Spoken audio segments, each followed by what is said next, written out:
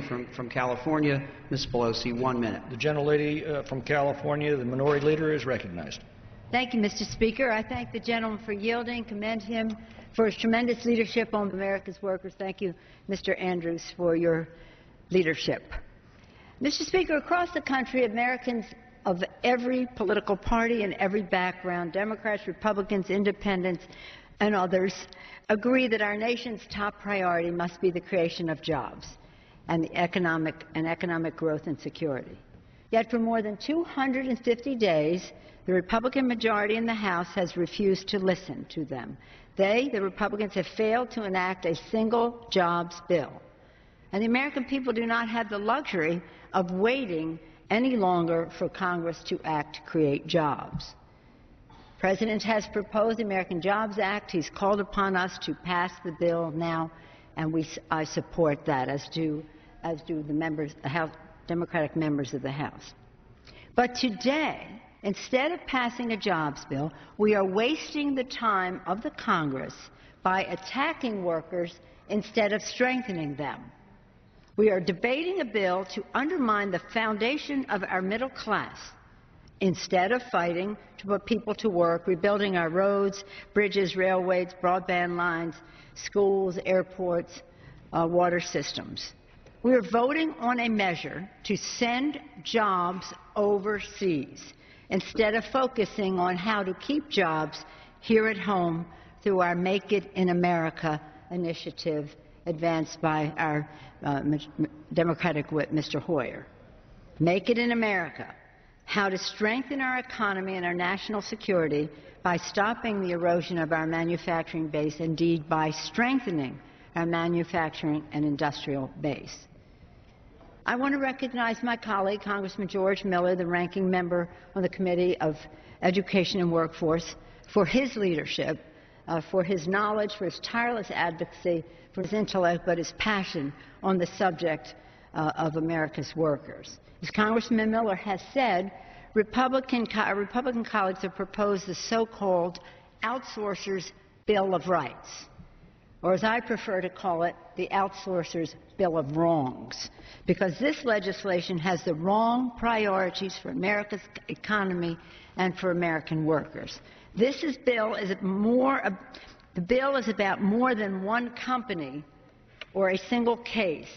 It is about the economic security of America's workforce and families.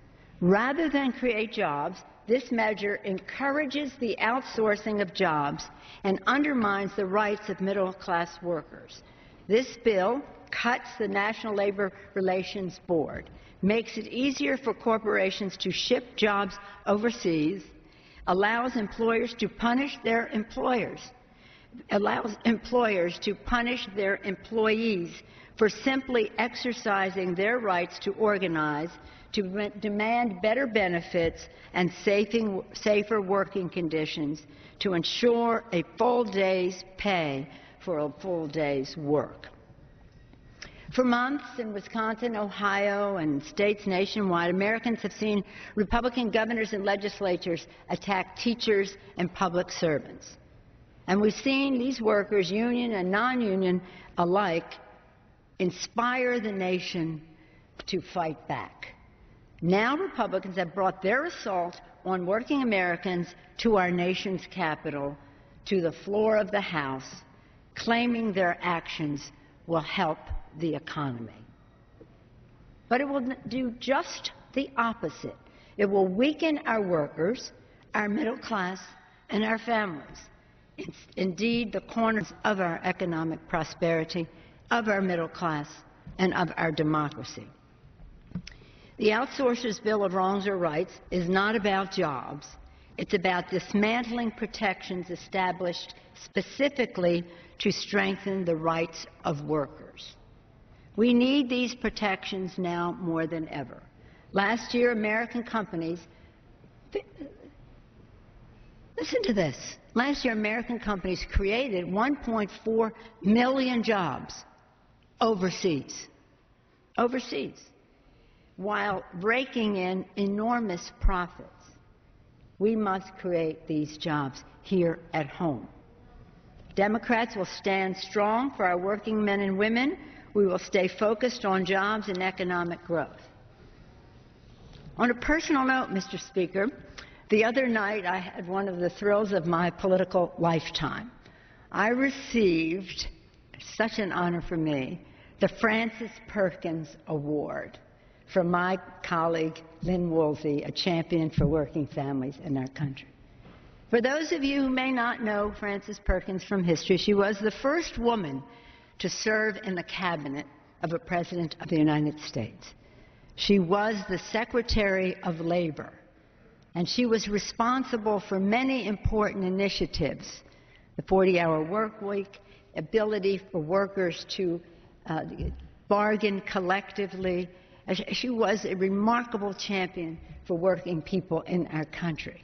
She was largely responsible for creating Social Security. Imagine having that as her credentials. Imagine what a thrill it was for me to receive an award named for her, especially given Congresswoman Lynn Woolsey, a champion on the Education and Workforce Committee. Much of what she did, well, the credit was given to the President of the United States. This is appropriate.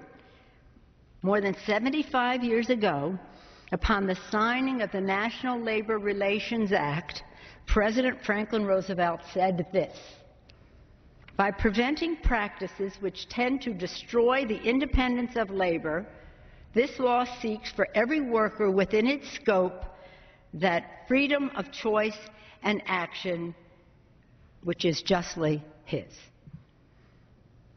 I guess he could have said his or hers, but that independence, that freedom of choice and action has rested at the core of a growing, thriving American workforce.